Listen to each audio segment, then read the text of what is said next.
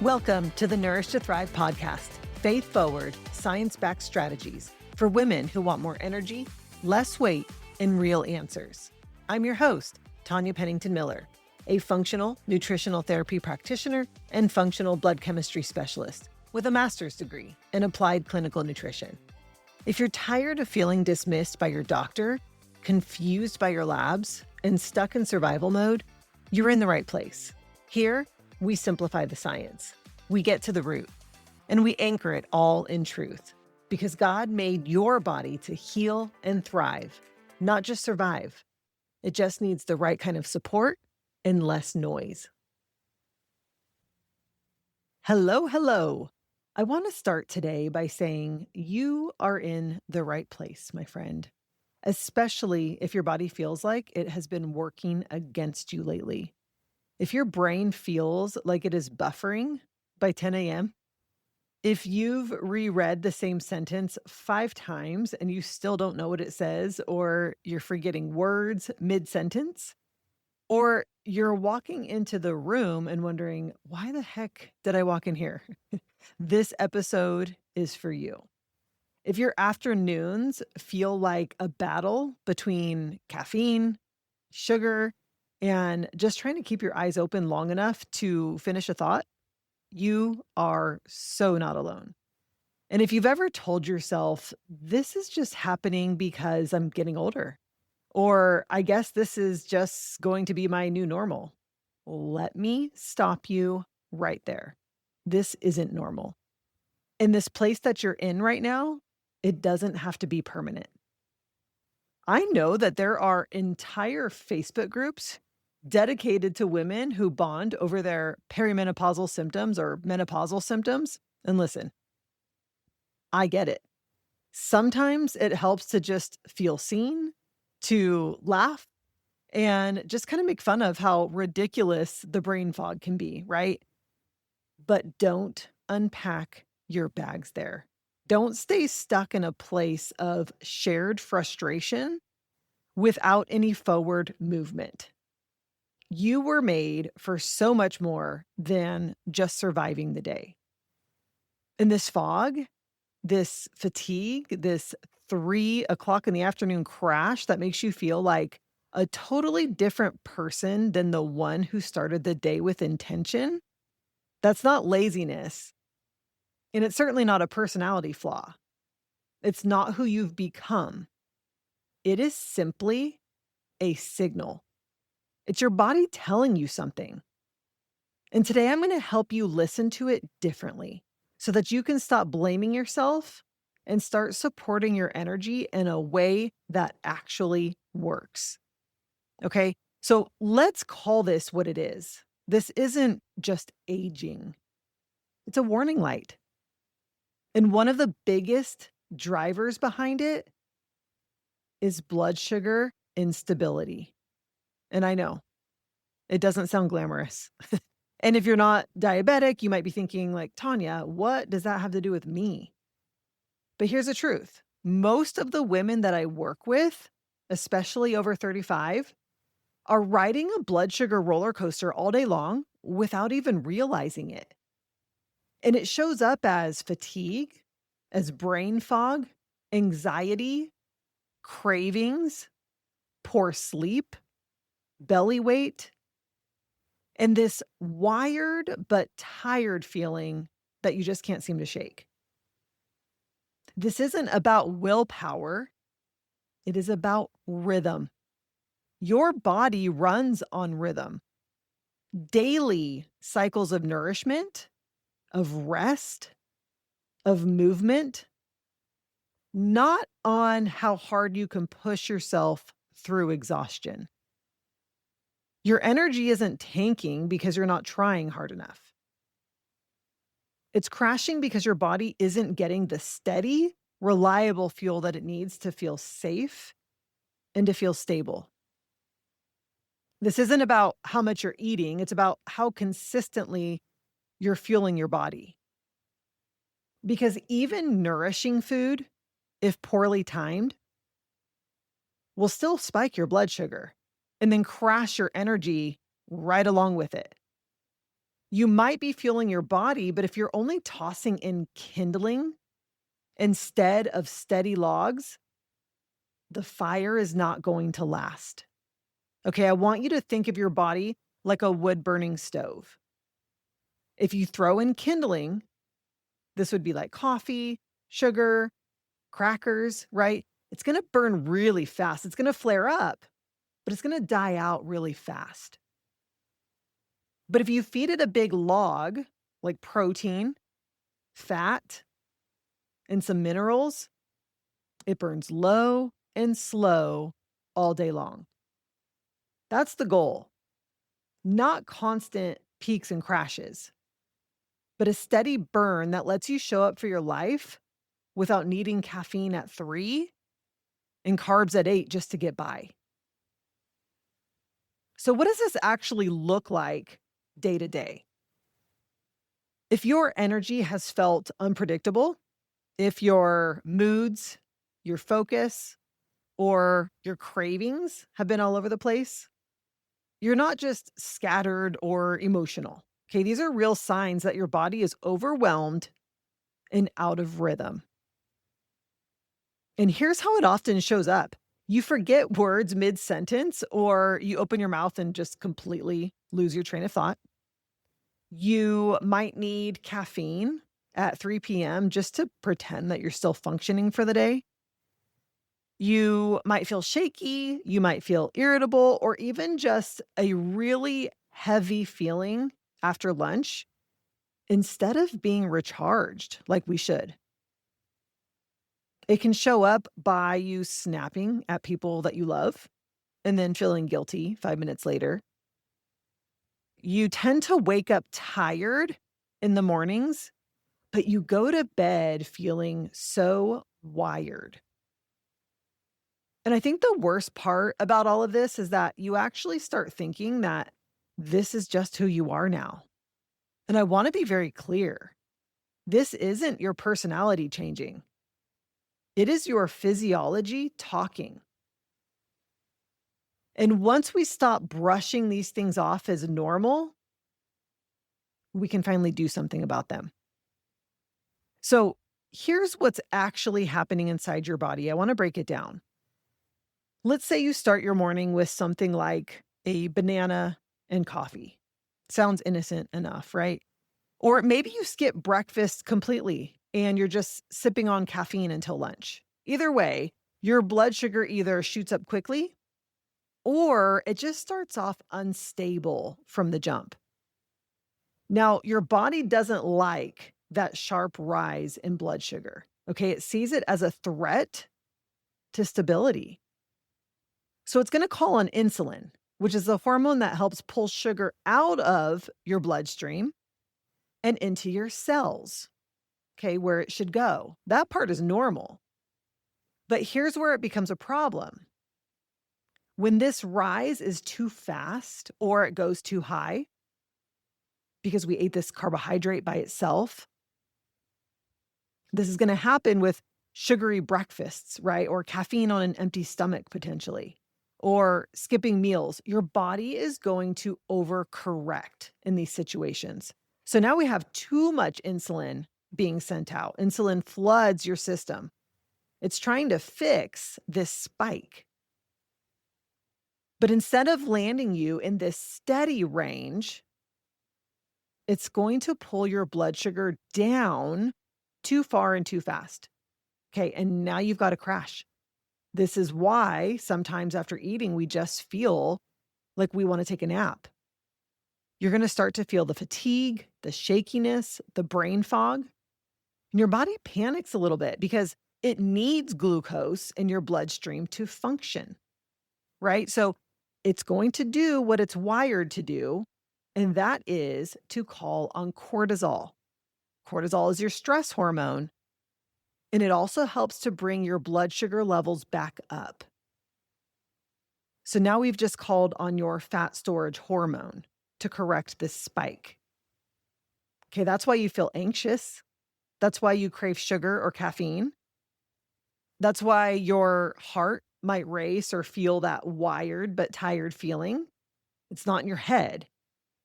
It's your body in this kind of chemical tug of war trying to protect you. And if you're going through this multiple times a day, which most women are without realizing it, your system never fully resets. It stays stuck in this survival mode. And this isn't about bad food or one wrong choice. It's about unreliable rhythm. Your body wants predictable, steady nourishment, not a roller coaster of highs and crash and burn of lows. Okay, and that's why this isn't just about what you're eating, it's about how and when you're eating too. And this cycle becomes even more intense for women over 35. Because what else is happening during this season? Well, progesterone drops, which makes your nervous system more sensitive to stress. Your estrogen is shifting, which can impact insulin sensitivity and make blood sugar harder to regulate. And if you're not sleeping well, or if you're living on coffee and adrenaline just to get through your day, your body doesn't have the capacity to recover. And then you throw in under eating or skipping meals because you want to lose the weight. You want to see the scale budge. But now your body is running on fumes. Your nervous system is on edge. And your hormones are getting mixed signals all day long. And what I mean by mixed signals, it's like your body is trying to follow a GPS with like three voices all talking over each other. Do you ever feel like that? It's no wonder you're overwhelmed. So, what I'm telling you is your body isn't trying to betray you, it's trying to protect you, it's trying to keep you stable, but it is tired. And that's why it's time to stop pushing through and start rebuilding the rhythm that your body was designed to run on. And this is why I talk so much about rhythm. Because if your body is already under stress, whether it's from poor sleep, from blood sugar swings, or hormonal shifts that happen in this season, then pushing harder with longer fasts or skipped meals really can make things worse. Okay, fasting can be incredibly supportive. I love incorporating fasting, but only when it's done in a way that matches the season you are in, because timing matters.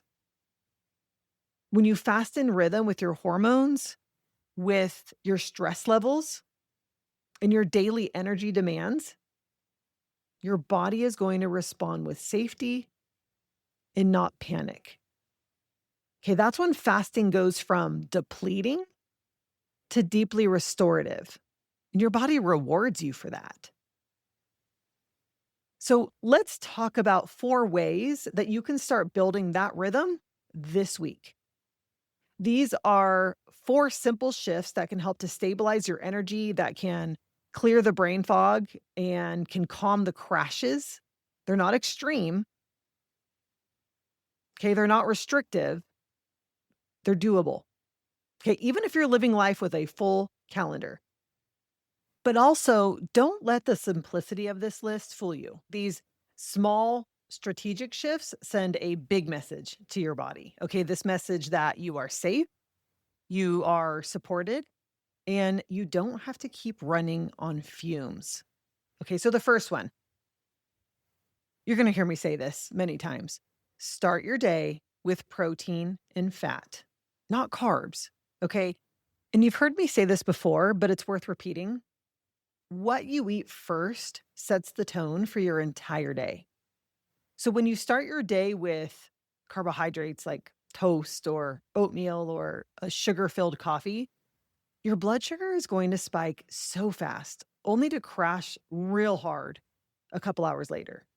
Okay, but when you start with protein and fat, like eggs cooked in butter, topped with avocado, and maybe some leftover meat from the night before. It's exactly what I made for breakfast this morning for my whole family. You start your day with stabilized blood sugar. Okay, you're creating this perfect foundation for steady energy. You're sending a message to your nervous system that says, we are nourished, we're steady, no need to sound the alarm. Okay, this is the first step in moving from survival mode to a supported rhythm. And it tastes really, really good. Number two, you want to eat before the crash. So many women eat reactively. They wait until they're shaky, irritated, starving, dragging, right?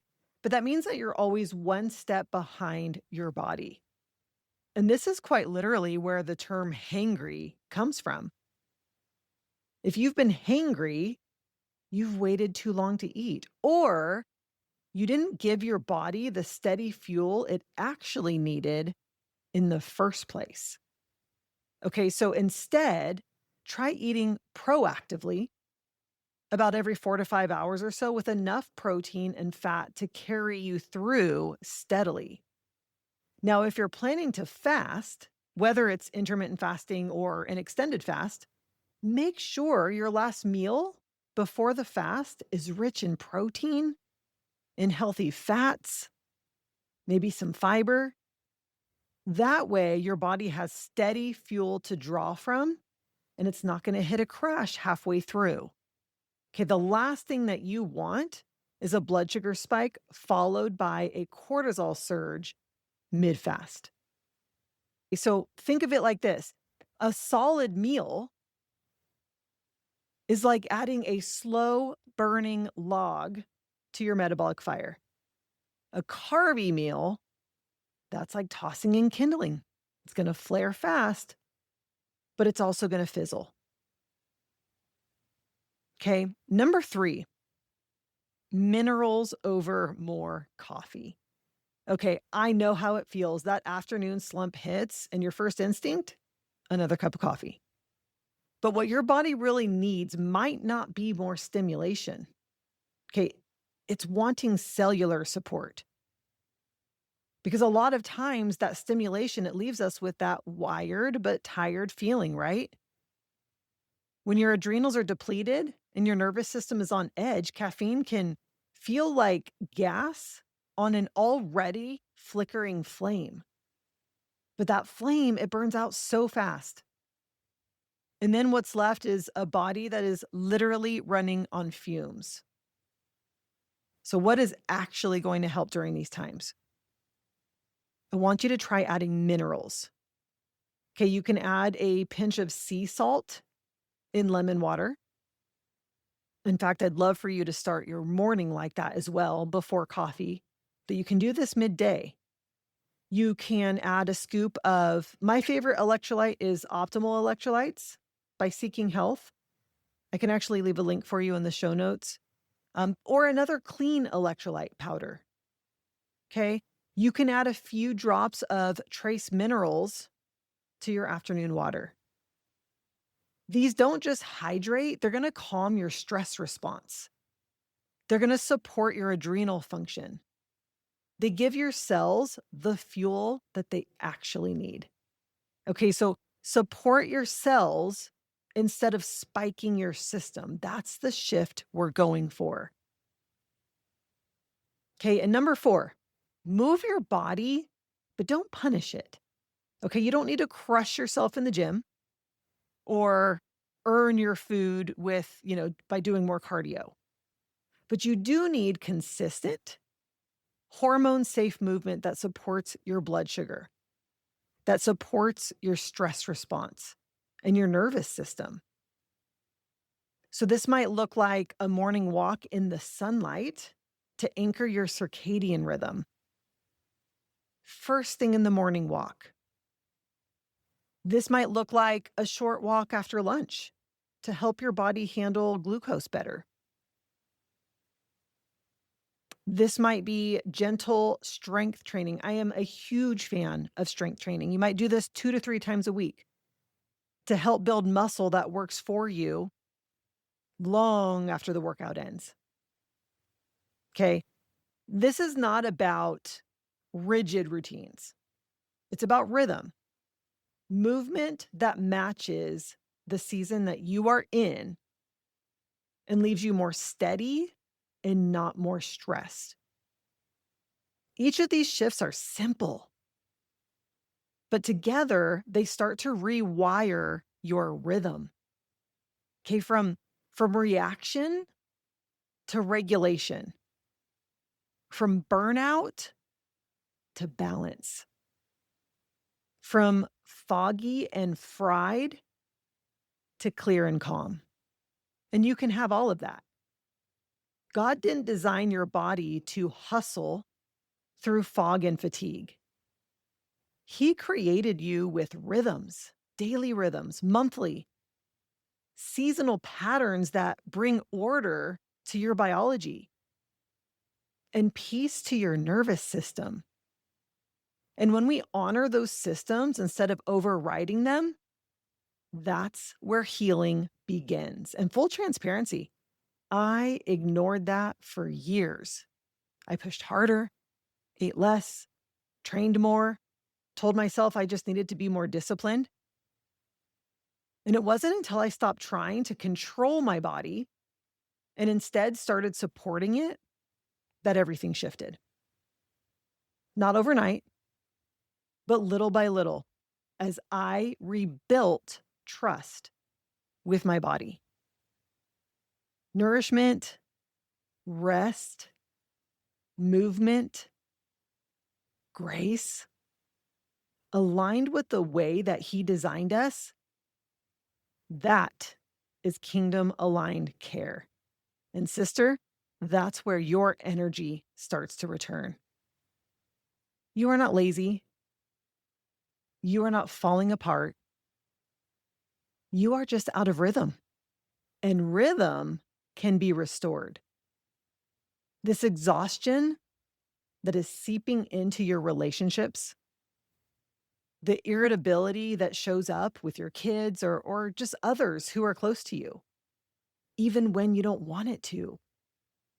The guilt you feel for not having more to give, that's not because you're failing. It's because you're depleted. And it's time to stop blaming yourself and start rebuilding the steady foundation your body has been asking for. If this hits home for you, would you take 30 seconds to follow the show and leave a quick review? Or even send this to a friend who's dragging through her afternoons and wondering if this is just how it's going to be. Because too many women are blaming themselves for a body that is just begging for support, not shame. Next week, we're going deeper. We'll talk about stress and cortisol, the fat storage hormone, and how your body knows whether you're safe long before your brain does. You won't want to miss it. That's it for today on the Nourish to Thrive podcast. If you found value here, I'd love for you to subscribe, leave a review, or send it to someone who's walking a similar path. Keep showing up, keep asking questions, and know that healing is possible, especially when you trust the one who designed your body to heal. Until next time, stay rooted in truth and nourished in grace.